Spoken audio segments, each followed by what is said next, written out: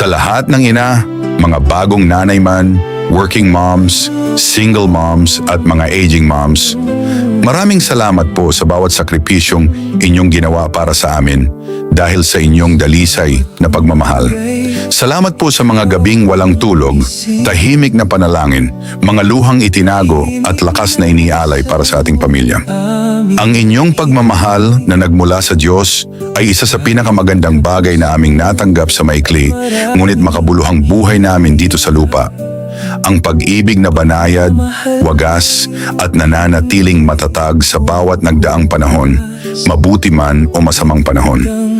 Ngayong araw ng mga ina, naway maalala po niyo, inay, na lubos ka naming pinapahalagahan, magalang ka naming inaalala, mahal na mahal ka namin, at ang mga buhay na iyong binigyang liwanag ay magpakailanmang magdadala ng mga bakas ng iyong pagmamahal.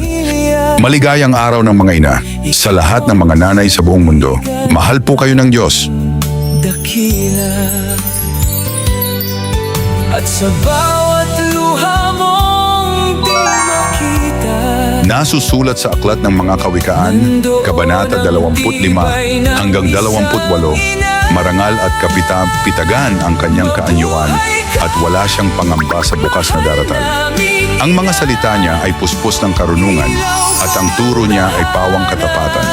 Sinusubaybayan niyang mabuti ang kanyang sambahayan at hindi tumitigil sa paggawa araw-araw.